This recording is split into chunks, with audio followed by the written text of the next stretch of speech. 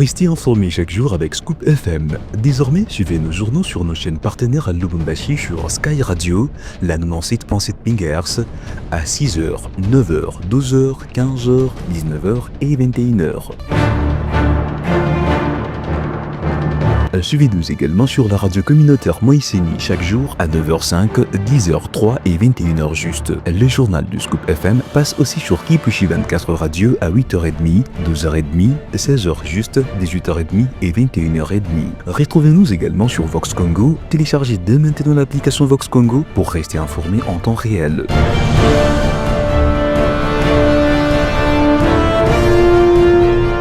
Scoop FM, suivez-nous sur notre page Facebook et sur notre chaîne YouTube pour tout savoir sur l'actualité locale, provinciale, nationale et internationale.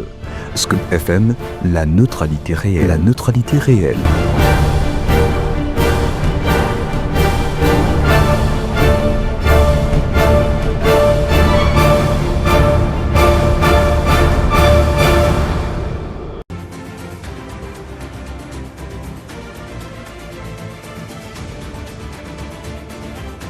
Très ravi de vous savoir nombreux, mesdames et messieurs, en train de nous suivre en ces nets moments. Bonjour et bienvenue une fois de plus dans cette édition de journal.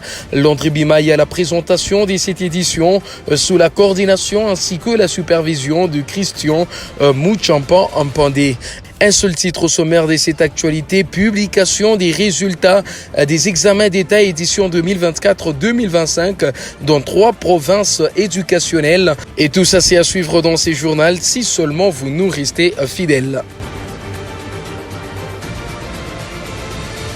Ouvrons ces journaux avec cet élément. Lundi dernier, 4 août 2025, le maire de la ville, Patrick Afouimbi, a pris part à l'ouverture de la séance plénière du conseil communal des Kampemba, marquant ainsi la 3e édition de l'année conformément à la loi sur l'organisation des entités territoriales. Suivez. Le maire de la ville de Lubumbashi, maître Patrick Afouimbi, a pris part à l'ouverture de la séance plénière de juillet, session communale des conseillers des Kampemba ce lundi 4 août 2025. Une 3e pour l'année après celle des janvier et avril, conformément à la loi numéro 08/016 du 7 octobre portant organisation et fonctionnement des entités de l'article 23 qui stipule que les conseils se réunissent une fois par trimestre. Un seul point à l'ordre du jour pour cette session inaugurale, à savoir le discours de l'honorable président de la commune Kampemba, un exposé qui a retracé les problèmes sociaux auxquels est butée la commune Kampemba, notamment la spoliation de certaines servitudes de l'État au quartier Bel-Air, le lotissement de la ferme Megastore, dont les conseils sollicitent l'assistance du numéro 1 de la ville cuprifère. L'Union sacrée de la nation a tenu ce lundi 4 août 2025 une réunion stratégique sur la révision de sa charte. Cette rencontre s'inscrit dans la volonté de renforcer la cohésion et l'organisation interne de la plateforme sous l'impulsion du président Félix-Antoine Tshisekedi Tshilombo. Suivez. 48 heures après la réunion stratégique de membres du Présidium présidée personnellement par la haute autorité politique de l'Union sacrée de la nation, Félix-Antoine Tshisekedi Tshilombo, il avait été institué une commission spéciale pour procéder à une révisitation, article par article, de la charte de l'Union sacrée de la nation. Ce lundi 4 août 2025, les membres désignés par la haute autorité politique se sont réunis pour amender cette charte. Sous la présidence du secrétaire permanent de l'Union sacrée de la nation, le professeur André Mbatabetoukoumé Soumangu, dans une atmosphère empreinte d'un esprit démocratique, avec une participation active de membres du Présidium, chacun a eu l'opportunité de s'exprimer et de partager ses idées pour enrichir la charte de la plateforme présidentielle. La glace est tombée. La glace est tombée parce qu'il y avait beaucoup de spéculations. Il y a les gens qui pensaient que les secrétaires permanents faisait des choses de soi-même. Déjà, le chef de l'État nous a dit qu'il n'aime pas le terme autorité morale.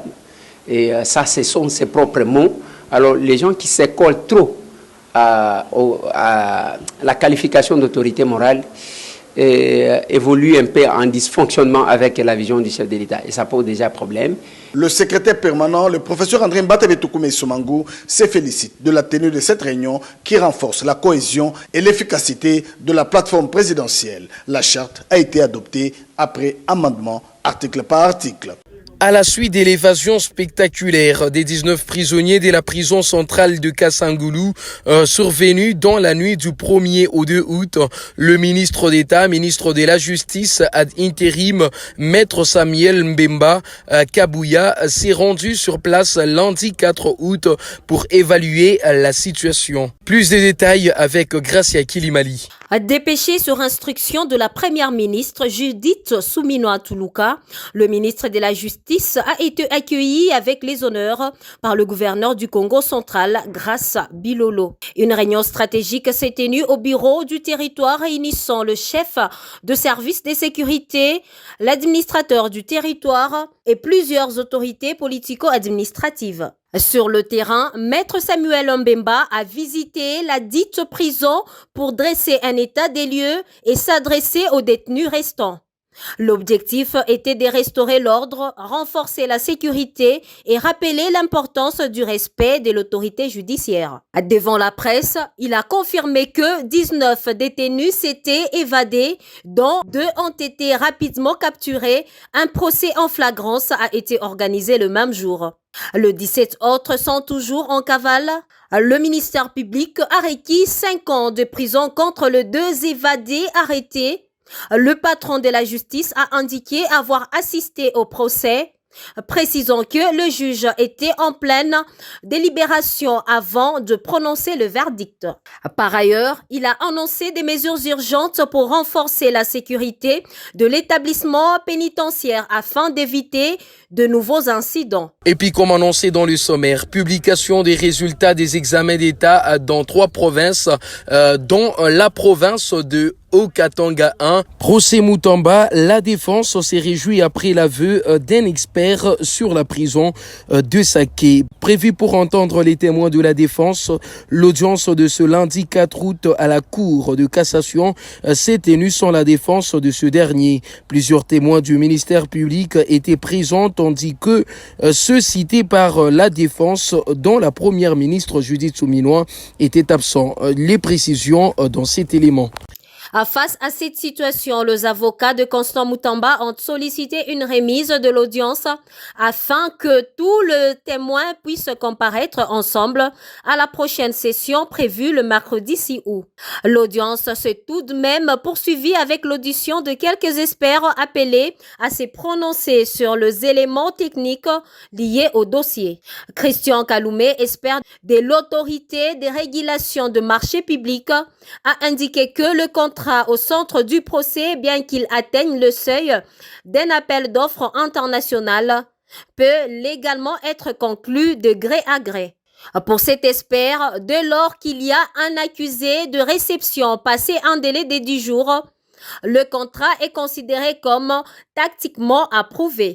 Mais cet expert en passation de marché public a fustigé le paiement par la défense à plus de 50% dans le cadre de ses projets, alors que la réalisation physique est de 0%. En réaction, les avocats de la défense ont contesté la qualité d'expert attribuée aux témoins, estimant qu'il a plutôt exprimé des avis personnels en tant que cadre d'un service de l'État et non en tant qu'expert indépendant comme l'exige sa mission.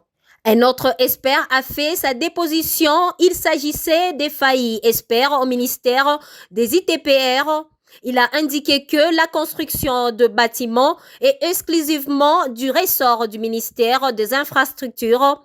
Il a tout de même précisé que pour ces cas exceptionnels émanant soit d'une décision prise lors du Conseil des ministres, soit grâce aux nouvelles législations, d'autres ministères peuvent prendre seuls des décisions. Prenant la parole, la défense a fait savoir à la Cour de cassation que la prison de Saké au Nord Kivu a été construite par l'ancienne ministre de la Justice Rose Mutombo sans passer par le ministère des Infrastructures et Travaux publics. Et puis en bref, actuellement, parlons football, la 47e Assemblée Générale Ordinaire de la Confédération Africaine de Football, CAF en sigle, se tiendra à Kinshasa, capitale de la République démocratique du Congo, lundi 6 octobre prochain. L'annonce a été faite ce lundi 4 août par l'instance fêtière du football africain à travers un communiqué. Initialement prévu plus tôt dans l'année, cette session avait été reportée. La CAF a finalement retenu Kinshasa comme ville hôte, confirmant ainsi la volonté de renforcer sa proximité avec les grandes nations du football africain. Et cette assemblée générale réunira notamment les 54 présidents de fédérations membres de la CAF, de représentants de 6 zones régionales du continent, ainsi que de nombreuses personnalités influentes du football africain. Les discussions porteront sur les grandes décisions stratégiques de la CAF. Scoop FM, la neutralité réelle. La neutralité réelle. Nouvelle revue de presse sur votre radio. Bonjour à tous et bienvenue. Radio Capi.net titre à la une: 2 détenus rattrapés parmi les 19 évadés de la prison des Kasangulu. Les services de sécurité ont récupéré 2 détenus parmi les 19 évadés de la prison du territoire des Kasangulu dans la province du Congo central. Le ministre ad intérim de la justice Samuel Mbemba s'est rendu lundi 4 août dans cette partie du pays pour s'enquérir de la situation sécuritaire. Sur place, le patron de la justice congolaise a échangé avec les responsables des services de sécurité, l'administrateur du territoire et les gouverneurs de la province. À l'issue de ces échanges, il s'est rendu à la prison des Kasangulu pour dresser l'état des lieux et tenir une causerie morale avec les détenus. Il a également assisté à un procès en flagrance contre les 2 détenus récupérés après leur tentative d'évasion. Lors de cette audience organisée par les tribunaux de paix des Kasangulu, les ministères publics a requis 5 ans de prison ferme et une amende de $500 pour chacun des évadés. Cette visite des terrains traduit la volonté du gouvernement de restaurer l'autorité de l'État et de renforcer la sécurité dans les établissements pénitentiaires du pays. Il y a 3 mois, 11 autres détenus se sont évadés du cachot du parquet rattaché au tribunal de paix des Sekibanza au Congo central, poursuit ces tabloïds. Terminons en international par ces titres de RFI.fr. États-Unis, des élus démocratiques du Texas fuient l'État pour empêcher les votes d'un redécoupage électoral. Le Parlement du Texas a été le théâtre lundi d'une confrontation à distance entre élus républicains et démocrates après que ces derniers ont fui l'État afin d'empêcher l'adoption d'un texte qui, à terme, pourrait offrir à Donald Trump 5 sièges au Congrès à Washington. La chambre basse du Parlement texan s'est réunie à 15h locales pour examiner entre autres ces projets de loi qui comptent redessiner les 38 circonscriptions électorales de cet État du Sud, le deuxième le plus peuplé du pays. Le but affiché pour les responsables républicains du Texas est de modifier la carte électorale de telle manière à ce que le vote démocrate soit dilué. Une technique nommée gerrymandering. Poussée par le président Donald Trump, ils souhaitent que leur contingent des 25 élus républicains à la Chambre des représentants à Washington compte 5 membres supplémentaires après les élections des mi-mandat en novembre 2026. Mais les démocrates en minorité au Parlement texan tentent de s'opposer à l'adoption des séries découpages attendues sur ces tabloïds. Mesdames et messieurs, ainsi prend fin cette revue de presse sur votre radio.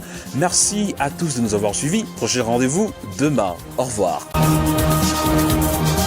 Ainsi donc s'achève cette édition du journal. Merci mesdames, merci messieurs pour votre attention soutenue. Je suis Landry Bimaille qui était à la présentation. C'était sous la coordination ainsi que la supervision des Christian Mouchampampandé.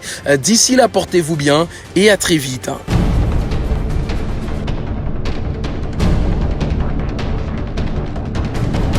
Restez informés chaque jour avec Scoop FM. Désormais, suivez nos journaux sur nos chaînes partenaires à Lubumbashi sur Sky Radio, la 97.7 MHz, à 6h, 9h, 12h, 15h, 19h et 21h. Suivez-nous également sur la radio communautaire Moïseni chaque jour à 9h05, 10h03 et 21h juste. Le journal du Scoop FM passe aussi sur Kipushi 24 Radio à 8h30, 12h30, 16h juste, 18h30 et 21h30. Retrouvez-nous également sur Vox Congo. Téléchargez dès maintenant l'application Vox Congo pour rester informé en temps réel.